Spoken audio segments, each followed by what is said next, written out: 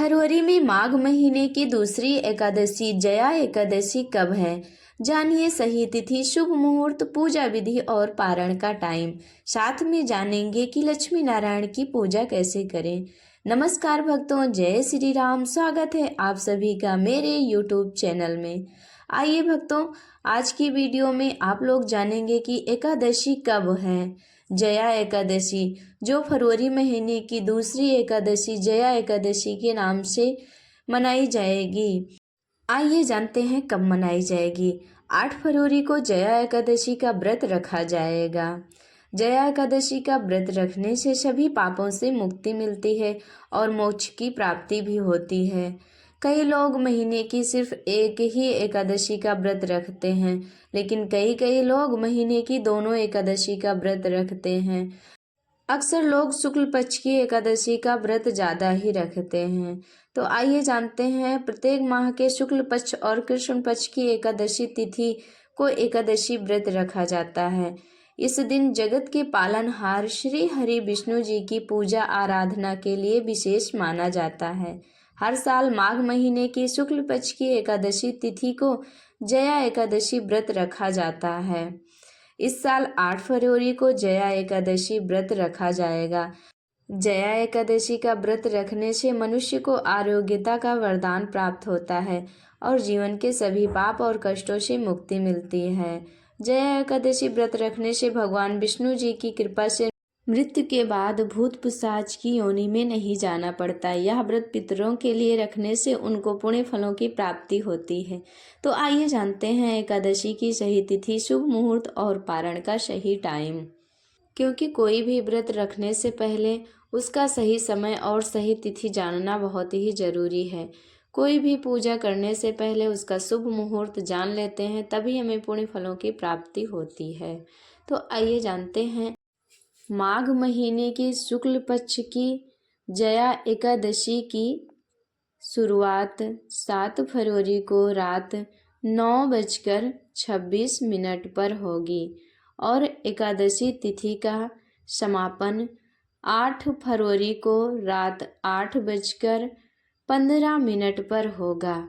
ये एकादशी तिथि रात 8:15 तक ही रहेगी। अब आइए जानते हैं पारण करने का सही समय।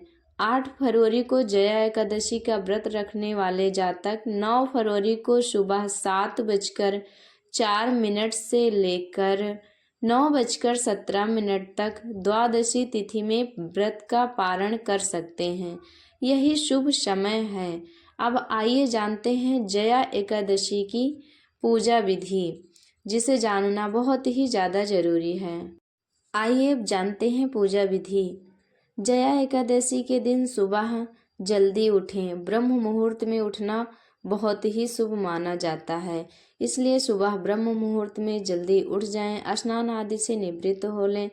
पानी में गंगा जल मिलाकर स्नान कर लें, क्योंकि गंगा जल सबसे पवित्र माना जाता है, इसलिए गंगा जल मिलाकर स्नान करें।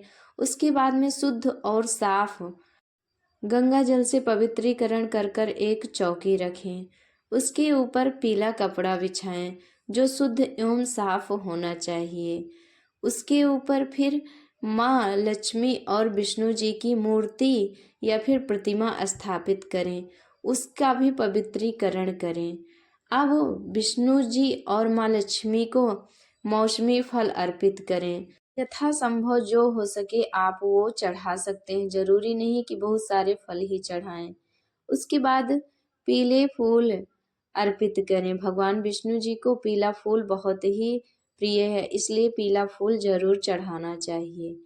अब भगवान विष्णु और माता लक्ष्मी के सामने धूप बत्ती जलाएं। उसके बाद शुद्ध देसी घी का दिया जलाएं। अगर आप लोगों के पास घी नहीं है तो तिल का तेल भी जला सकते हैं, लेकिन दीपक जरूर जलाएं। दीपक से ही आरती भी की जाती है, इसलिए दीपक जलाना बहुत ही ज़्यादा ज़रूरी है। उसके बाद में भगवान विष्णु जी को तुलसी दल अर्पित करें, जो विष्णु भगवान को बहुत ही प्रिय है। तुलसी दल के साथ साथ तिल का भी भोग लगाएं। ये दोनों ही भगवान विष्णु और माँ लक्ष्मी जी को बहुत ही प्रिय हैं। अब इसके बाद विष्णु जी के मंत्र ओम नमो नारायणाय नमः, ओम नमो नारायणाय नमः का जाप करें। इस तरह से भगवान विष्णु जी की पूजा करें। पूजा करने के बाद विष्णु चालीसा जरूर पढ़ें, क्योंकि विष्णु चालीसा पढ़ने से सारे कष्ट मिट जाते हैं। और साथ में विष्णु सहस्त्र नाम का भी पाठ करें, इससे भी सारे कष्ट दूर होते हैं और घर में लक्ष्मी जी का वास होता है। अब अंत में लक्ष्मी जी और विष्णु जी के साथ साथ सभी देवी देवताओं की आरती उतारें। शाम के समय भी विष्णु जी की पूजा करें और भजन कीर्तन करें। दिन भर फलाहार व्रत रखें और अगले दिन द्वादशी तिथि में व्रत का पारण करें। व्रत का पारण करने से पहले ब्राह्मण को भोजन कराएं और दान दक्षिणा दें, क्योंकि कोई भी व्रत और कोई भी पूजा दान दक्षिणा के बिना सफल नहीं मानी जाती है।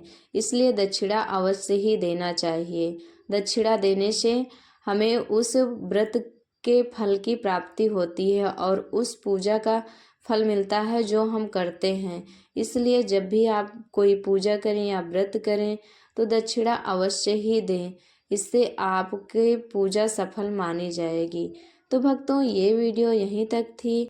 मिलेंगे अगली वीडियो में। तो आप लोगों को हमारी जानकारी कैसी लगी कमेंट करके ज़रूर बताएं।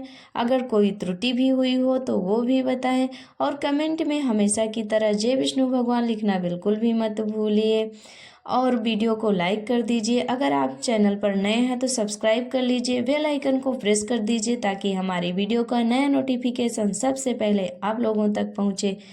तो हमारे साथ जुड़े रहने के लिए धन्यवाद। मिलेंगे अगली वीडियो में, तब तक आप लोग स्वस्थ रहें, मस्त रहें। भगवान श्री हरि विष्णु की कृपा सभी भक्तों पर बनी रहे, माता लक्ष्मी की कृपा सभी पर बरसती रहे। इसी के साथ ये वीडियो यहीं तक थी। हमारे साथ बोलिए जय श्री हरि विष्णु।